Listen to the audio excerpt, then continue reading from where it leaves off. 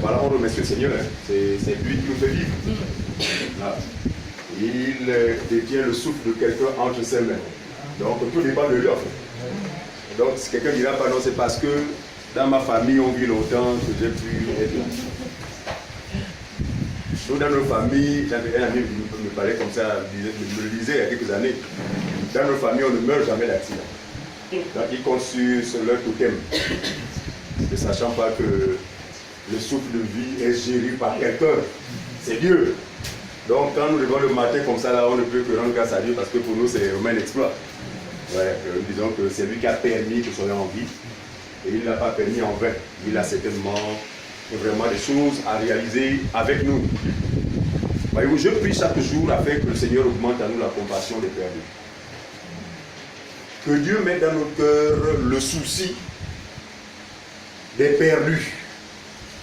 Il ne faut pas qu'on appelle seulement à se contenter de notre salut. On est sauvé, gloire à Dieu. Mais attendez, on n'est pas sauvé pour rien.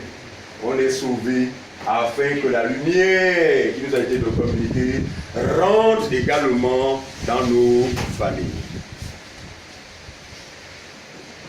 Samson a réuni ou encore allié les queues des renards, deux par deux, et il mettait une flamme, n'est-ce pas, sur les deux queues, et voilà. Et lorsque les renards effectivement pouvaient s'éparpiller, ils allaient en direction de la forêt, et justement la forêt s'est retrouvée consumée. C'est aussi une image de ce que l'évangile, n'est-ce pas, le vrai Samson c'est Christ, qui effectivement a mis en nous une lumière, une flamme qu'est l'évangile. Eh bien, allons-y pour que toute la forêt soit embrasée. Que nos familles soient embrasées. Que cette flamme soit visible. Et que, par la grâce de Dieu, ces derniers vraiment fléchissent les genoux devant le Seigneur. Donc, ayons davantage la compassion pour les perdus. Ok, donc ce matin, nous voulons partager sur... parce que nous assistons à un phénomène depuis quelques années. Je prends l'exemple de mon frère Syriac Minko. Il s'appelle Syriac Minko ou Minko Syriac. C'est le nom qui lui a été donné par ses parents après sa naissance. Et puis curieusement, après une soi-disant conversion, soi-disant à Christ, je ne sais pas si vous avez rencontré ce genre de personnes-là, Syriac va commencer à refuser son nom et se coller le nom de David, ou bien le nom d'Isaac, non, Rebecca. Donc Diane s'appelait Diane, et comme on lui a dit attention les prénoms là, attention, Diane s'est imposé Rebecca, alors que ce n'est même pas écrit dans ses documents. Et quand tu appelles Diane, Diane, elle va me se fâcher à toi. Ne m'appelle plus Diane, je m'appelle maintenant Rebecca. Vous avez déjà... Vous pensez déjà comme ça, non? Oui. Ah. Les gens renoncent ou encore ne veulent plus se faire appeler du nom qui leur a été donné par leurs parents, au nom soi-disant du Seigneur. Or, lorsque vous regardez les religions que nous qualifions de sataniques, c'est le même phénomène qui se produit. Je m'appelle Dieudonné. Si je me convertis à la religion musulmane, je vais m'appeler maintenant Ali. Alors, donc ce qui se fait là montre quoi? Qu'il s'agit là du même royaume, c'est le même pays. Toujours Satan. Donc, le thème c'est devons-nous nous défaire, c'est pas pour le dire en français, c'est ça? De notre patronyme, c'est ça patronyme, non? Voilà. Doit-on nous défaire, ou se défaire de notre patronyme après notre conversion au Seigneur? Comment? Voilà. Se défaire de notre patronyme après notre conversion au Seigneur? Point d'interrogation. Doit-on se défaire de notre patronyme après notre conversion au Seigneur? On va aller dans Genèse. Genèse chapitre 11, le verset 9. Est-ce que parce qu'on est converti au Seigneur, qu'on doit se défaire de notre patronyme? Le nom et le prénom ou les prénoms qui nous ont été donnés par nos parents géniteurs. Genèse chapitre 11, on va lire le verset 1 à 9 et très rapidement. Quelqu'un va lire Genèse chapitre 11, le verset 1 à 9, très rapidement. Genèse 11, de 1 à 9. On suit la lecture. Toute la terre avait une seule langue. Ah, vous avez vu ça? Au départ, au commencement de toutes choses, la Bible dit toute la terre avait combien de langues? Ah, donc s'il en aurait été ainsi jusqu'à présent, on n'aurait pas du mal à communiquer avec d'autres nations. Toute la terre avait une seule langue. Continue mon frère. Toute la terre avait une seule langue. Une seule langue. Et les mêmes mots. Et les mêmes mots. Quand ils étaient partis de l'Orient, ils trouvèrent une plaine au pays de Shinar et ils y habitèrent. Ils se dirent l'un à l'autre, allons, faisons des briques et cuisons-les au feu. Voyez-vous? Donc, le fait de parler, d'avoir la même langue, d'y prononcer les mêmes mots, ils se sont accordés très facilement pour faire quoi? Pour mettre en place un projet. Ce n'est pas l'objet seulement, mais comme pour chercher à défier leur créateur. Ensuite. Et la brique leur servit de pierre, et le bitume leur servit de ciment. On y va. Verset 4. Ils dirent encore, Il dit encore. allons, bâtissons-nous une ville et une tour dont le sommet touche au ciel, Très bien. et faisons-nous un nom, afin que nous ne soyons pas dispersés sur la face de la terre. Faisons-nous un nom afin que nous ne soyons plus dispersés sur toute la surface de la terre. L'Éternel descendit pour voir la ville et la tour que bâtissaient les fils des hommes. Est-ce que tout le monde comprend? Ensuite. Et l'Éternel dit, Et l'Éternel dit. voici, ils forment un seul peuple et ont tous une même langue. Une même langue. Et c'est là ce qu'ils ont entrepris. Maintenant, rien ne les empêcherait de faire tout ce qu'ils auraient projeté. Allons, descendons, et là, confondons leur langage, afin qu'ils n'entendent plus la langue les uns des autres. Et l'Éternel dispersa loin de là sur la face de toute la terre, et ils cessèrent de bâtir la ville. C'est pourquoi on l'appela du nom de Babel, car c'est là que l'Éternel confondit le langage de toute la terre. Et c'est là que l'Éternel dispersa sur la face de toute la terre. Très bien. Donc, suite à ce projet qui ne relevait pas de la volonté de Dieu, la Bible dit l'Éternel descendit et confondit quoi? Leur langage. Donc, au lieu d'un seul langage, au lieu d'une seule langue commune comme au commencement, le Seigneur les confondit et les dispersa. Donc, le monde se retrouva avec désormais depuis ce jour-là parlant un ensemble de langues différentes les unes des autres. Est-ce que tout le monde comprend? C'est là où encore c'est ce qui justifie aujourd'hui les Fang, les Pounou, les Allemands, voilà. Donc la Bible justifie cette diversité de langues auxquelles nous assistons aujourd'hui par ce qui s'était passé à Babel. Avant cela, aussi, il ne s'était pas accordé pour avoir interrogé, c'est sûr qu'on retrouverait des Ogula partout à travers le monde entier. On retrouverait des Mingo partout à travers le monde entier. C'est pas ça qu'on comprend. Voilà. Mais Dieu a permis qu'il y ait, n'est-ce pas, cette diversité de langues.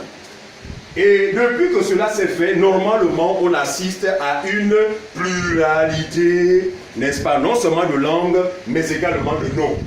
Donc les noms sont en général rattachés à quoi? Aux différentes langues. Si je suis Niéné, je ne m'appellerai jamais Nico. Parce que les Niénés ont leur nom. Vrai ou faux?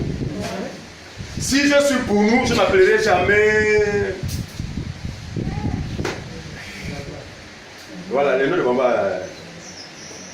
Djele Djele. Il n'est pas de Togo. Je ne sais pas comment ça s'est passé. Ah, mais d'ailleurs, vous êtes de Togo, non? Et les églises sont de Togo, c'est ça? Voilà, bon, bref. Voilà. Est-ce que c'est pas ça qu'on comprend? C'est-à-dire que chaque ethnie a ses appellations, chaque ethnie a ses noms. Donc normalement, on devrait assister à cette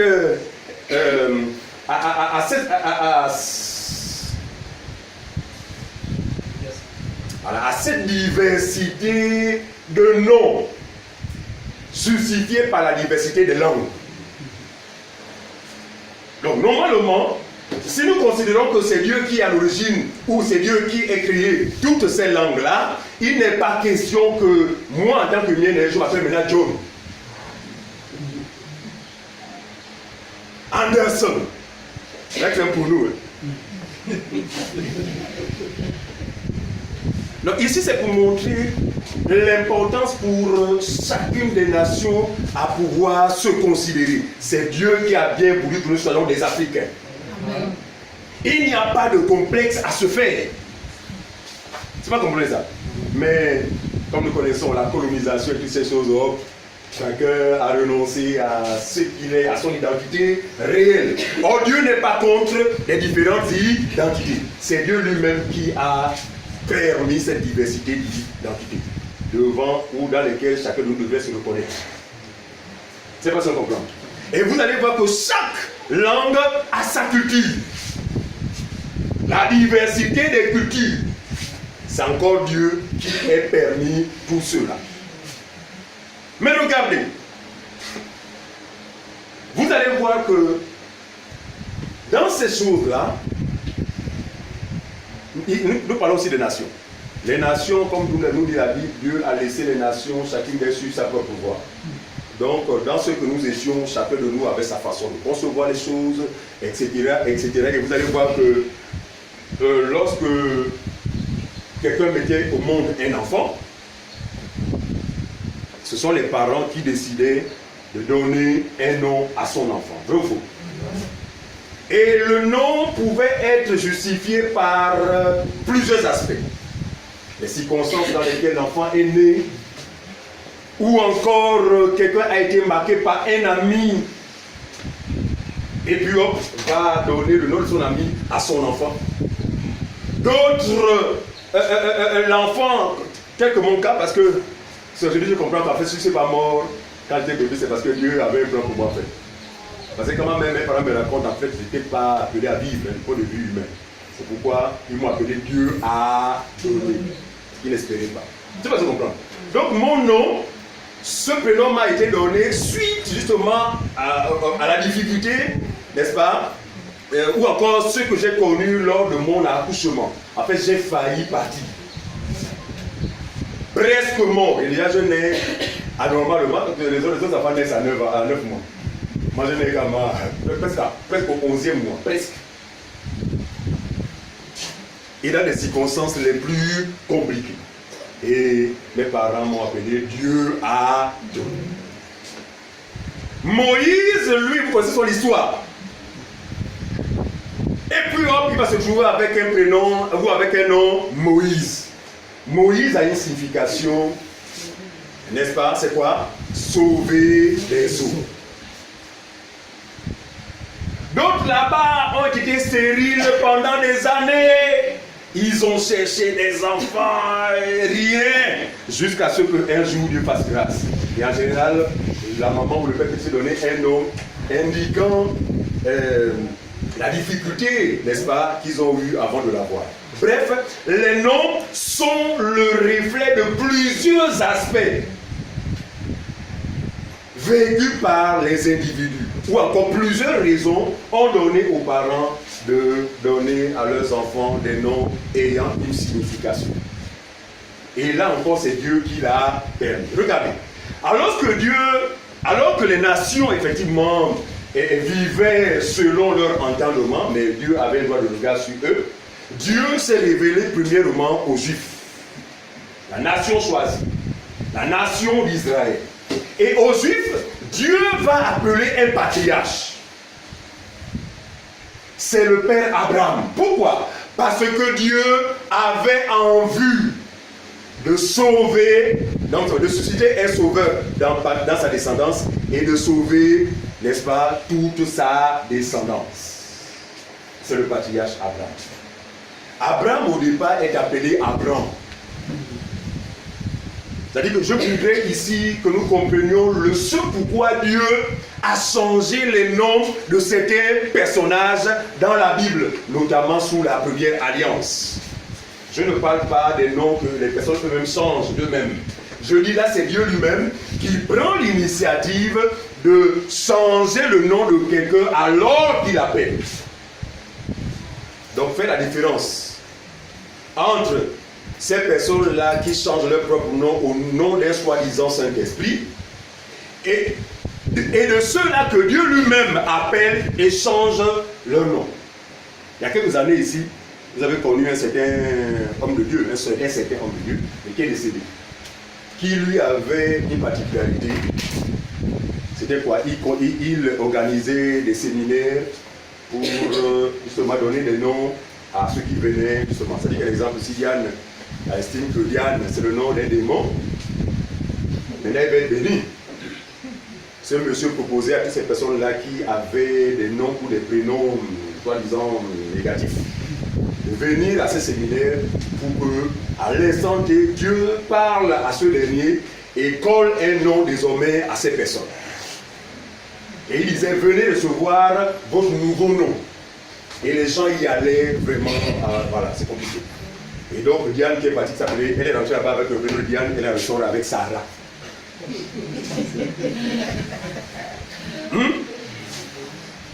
Andrea est rentrée là-bas en tant qu'Andrea, elle ressort là-bas avec sa belle République. Mais Andrea ne va pas jusqu'au bout, parce que normalement, quand on sort de patronyme, nous sommes régis par des lois dans notre pays. Il faut aller vers l'autorité. Et là, il y a une procédure.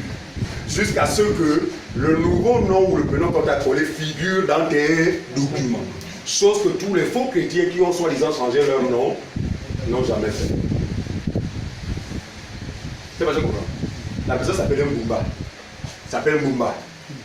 Maintenant, le soi-disant prophète a dit que non, Dieu me dit que désormais c'est plus Mbumba parce que Mbumba, c'est chez nous, c'est le serpent. Hein? C'est ce nom-là qui t'influence. Si tu es dans cette situation à cause de ce nom-là, et donc désormais toi c'est Rebecca. Si c'est le cas, va vers l'autorité, changer justement ton identité. Mais ils ne le font pas. Mais ils sont rigoureux vis-à-vis de ces personnes-là qui pourtant les ont connues sous cette identité. Est-ce que c'est choquant d'appeler Andrea un jour? Andrea, bonjour. Est-ce que c'est choquant? Mais ça s'appelle Andrea. Je l'ai connu sous le nom d'Andrea. Maintenant que l'autre m'a dit que, oh non mon frère, désormais il m'appelle plus Andrea. J'ai changé de nom, Dieu m'a révélé un nouveau nom. Attention. Ce sont des gens qui n'ont pas compris que nous sommes dans la dispensation de la réalité. Et comme nous avons l'habitude de dire, tout ce que Dieu a fait là-bas n'a pas été fait de façon anodine. Anonyme, merci. De façon anonyme. Tout ce que Dieu a fait là-bas a un sens. Rien de ce qui a été fait sous l'ombre là-bas reste sans un sens. Tout a un sens. Qu'est-ce que Dieu avait dans sa conscience ou dans sa tête en changeant le nom du patriarche Abraham? Il avait une pensée salutaire. Pour qui?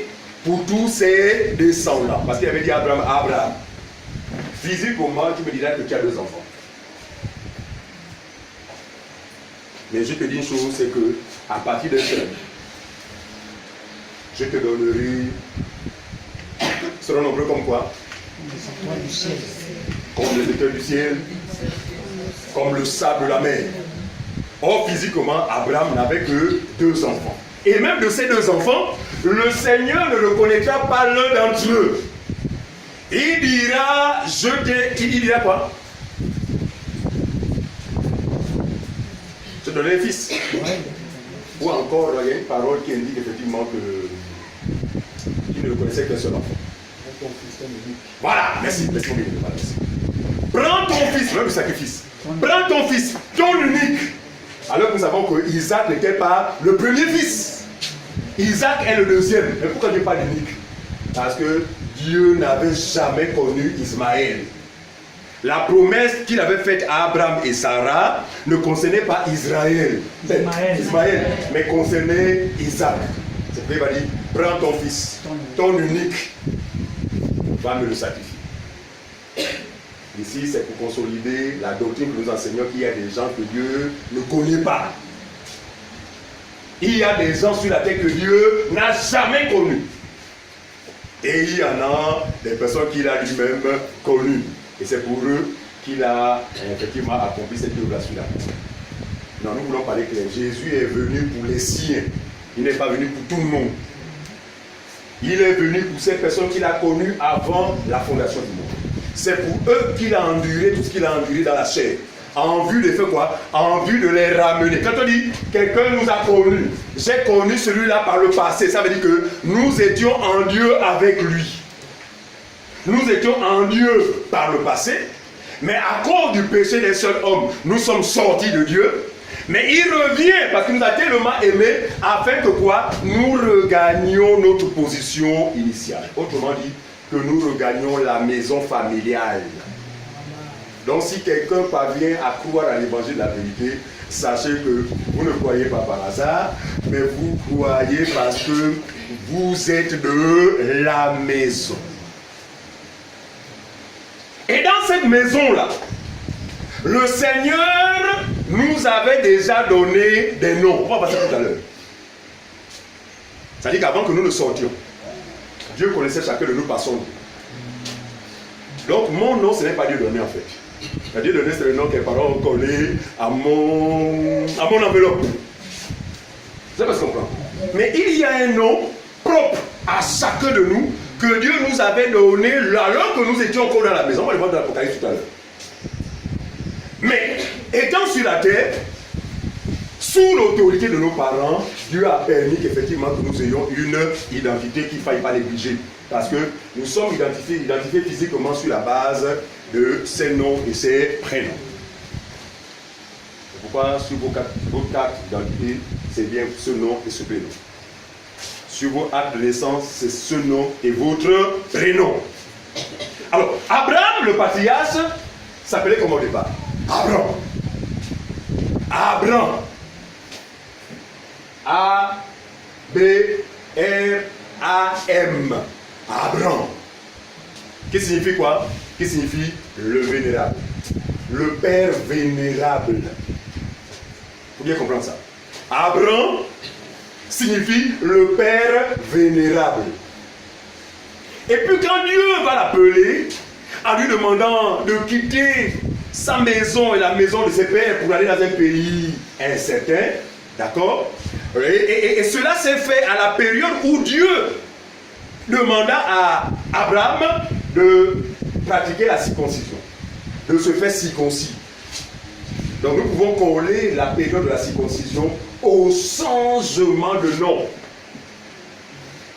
Or la circoncision pour nous est image physique. C'était quoi? C'était la circoncision qui aujourd'hui la réalité de quoi? C'est quoi? C'est la conversion au Seigneur. En effet, quand on se convertit au Seigneur, nous changeons d'identité. Mais lorsque nous nous convertissons, nous devenons des personnes spirituelles. Par conséquent, le nom est d'ordre spirituel. Donc ce n'est pas un nom physique. À quoi ça sert de changer un nom physique alors que tu n'es pas devenu un nom spirituel? À quoi t'aura servi de changer ton nom physique ou encore ton identité? Ça coule ici. Parce qu'à un moment, d'un côté, chapitre 5, vous avez dit, les gens sont bien perdus parce que bon, les références ne connaissent pas. Mais dès que le prédicateur commence, lorsqu'une personne est en Christ, récitation. Regardez, pour nous, ces choses ne sont plus une récitation. Je parle des croyants. Pour nous, ces choses sont une réalité. Lorsqu'une personne est en Christ, est-ce que c'est le cas? André, es-tu en Christ? Est-ce qu'André est en Christ? Je ne sais pas parce que jamais j'ai fait. En général, la question qui revient toujours un peu de la part de certains, ici et là, dans mon téléphone, dans mes. Voilà. Mais frère, comment savoir qu'on a le Saint-Esprit? Et tout ce que comprendre que cette question est posée pourquoi? Parce qu'ils ont un faux tableau qui leur a été collé depuis leur jeunesse. Que le Saint-Esprit fait, quand il descend, mon ami, il faut que les yeux se retournent vers le ciel. Tant qu'il n'y a pas ça, il n'a pas réussi. Non, c'est le tableau qu'on a dû montrer, non? Il faut que tu sentes genre les cheveux se glisser. Là, c'est les poules. En fait, il vous amène à un christianisme selon la chair. En fait, il vous donne de justifier la présence de Dieu à travers vos sens humains. Ah, mais les sens humains relèvent de la chair. Or, ce qui est de la chair est chair. Et ce qui est de l'esprit, est-ce que tu comprends ça? Donc, je n'ai pas besoin de sentir ma mâchoire bloquée. Non, je n'en ai pas besoin. Vous savez ce dont j'ai besoin? C'est de croire simplement à l'évangile de la Bible. Maintenant, sa présence, effectivement, va se manifester en vous, non pas par des rababas, suivez-moi bien, mais celle-ci va se manifester en vous par non seulement un amour particulier pour la vérité, un attachement à la parole. En fait, vous serez toujours comme dans une soif permanente des choses de Dieu. Je me souviens encore, alors que la tante et sa fille ici présentes dans la salle, nous étions dans la voiture, ils disaient, ah, mon frère, mais vraiment, tu vas savoir. On manifeste une soif des gosses qui me mémoire. Pourquoi seulement des yeux? Voilà, ce sont les signes qui ne trompent pas. Hein? Qui peut raisonner ainsi si ce n'est celui qui a reçu, celui qui crée la soif? Vous avez le Saint-Esprit. Les pentecôtistes ont dit non. Le Saint-Esprit, frère, n'est justifié qu'à travers le parler en langue. Si quelqu'un ne parle pas en langue, alors continuez à demander le Saint-Esprit. Et beaucoup de personnes ont commencé à aller de lieu en lieu pour chercher les phases des réunions où on dit que vous recevez. Quand le monsieur prend sa veste, l'agite vers vous. C'est-à-dire que les autres tombent. Voilà ton cœur. Viens me toucher. Tu l'attends aussi à faire. Et puis vous dites, oh, enfin. Je t'ai tellement cherché. Vous savez ce qui se passe lors de ces manifestations. Il ne s'agit pas du Saint-Esprit, il s'agit des démons que le monsieur possédé vient vous distribuer en grand nombre. Ces démons vous amènent à vous faire mal. Vous avez grâce à tomber, beaucoup se blessent. La femme qui a mal attaché son paille. Vous croyez cet esprit comme ça? C'est pas lui. Je vous assure, attendez, ils sont sérieux. Hein? Non, Dieu n'est pas dans ces choses-là. Dieu est celui qui agit dans la faiblesse, dans ce qui est insignifiant, mais avec efficacité. Les vies sont transformées. La crainte de Dieu augmente. La connaissance augmente. Vous êtes désormais capable de juger, de reconnaître ce qui est faux de ce qui est vrai. Voilà le dit, il vous conduira dans toute la vie. C'est ce qu'il écrit. Il vous révélera les choses cachées. Est-ce que vous avez vu? Il va vous les habiller en assemblée. C'est écrit comme ça. Il va vous donner de part en la langue barbare. C'est écrit comme ça. Il va vous donner de crier à tout le. C'est écrit comme ça. Regardez. Mais ces manifestations qui collent au Saint-Esprit, pourquoi alors il demeure ignorant? Je dis, hein, le Saint-Esprit a pour mission, premièrement, de quoi? De nous faire connaître Dieu. Le reste, c'est secondaire. Hein? Ce qui peut permettre de nous guérir nos maladies, gloire à Dieu, quoi. Mais fondamentalement, prioritairement, il a pour mission de nous amener à connaître celui que nous adorons.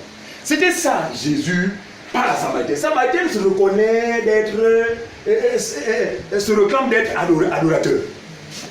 Et Dieu dira, vous adorez ce que vous ne connaissez pas.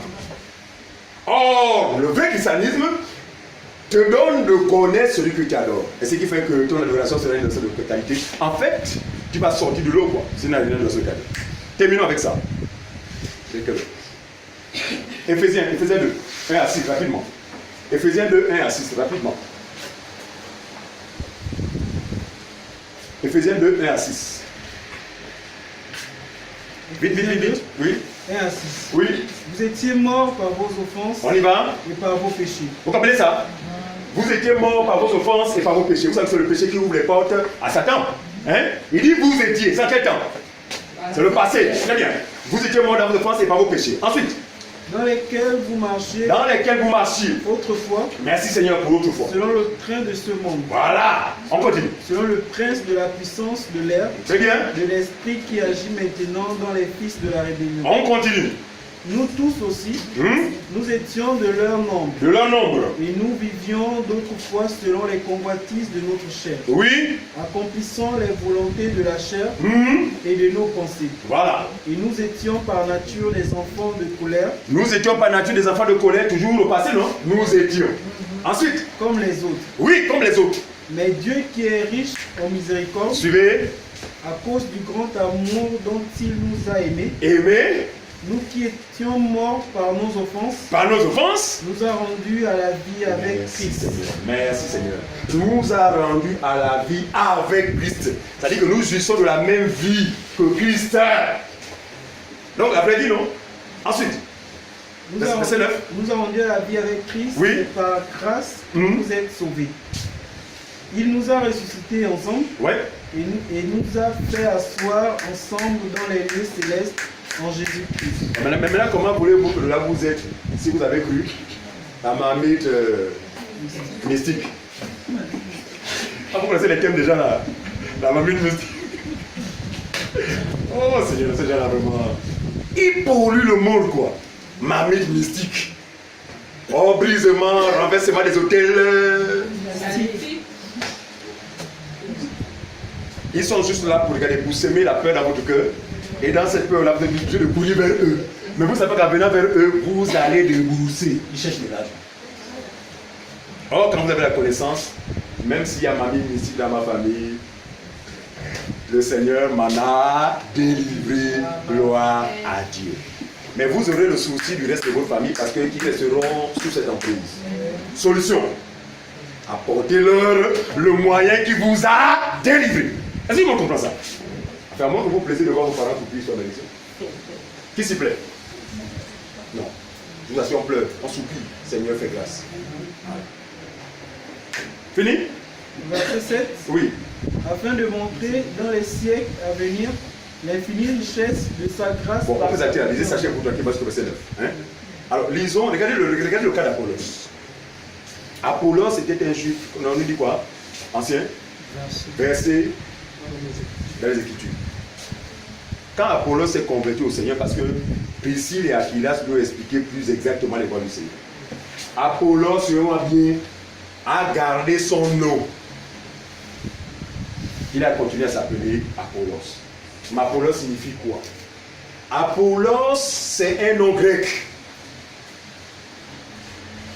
qui rend culte à des dieux, aux dieux de lumière, de la musique et tout ça. Je vous assure, le nom d'Apollos. Mais pourquoi Apollos, après sa conversion, n'a pas dit que non, changez le nom, changez-moi le nom s'il vous plaît. Verset 1 à 3, rapidement. Quel est ce nom?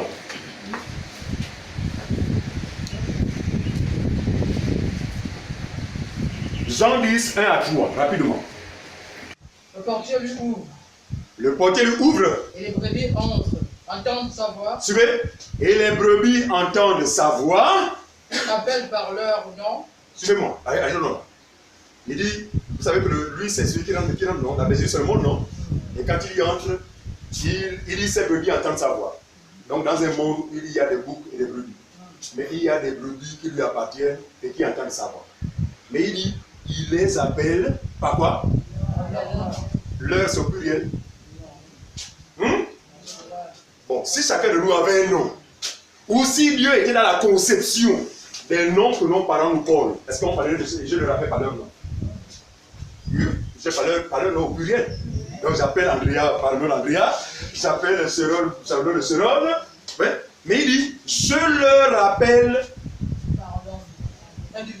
je les appelle par leur nom. Vous savez qu'il y a un nom qui est commun à tous ces brebis. Si c'est Maman Lucie, ce nom-là, Maman Lucie, peut-être ça vient de Lucie, mais c'est un nom qui est différent de Maman Lucie. Et Maman Lucie, regardez.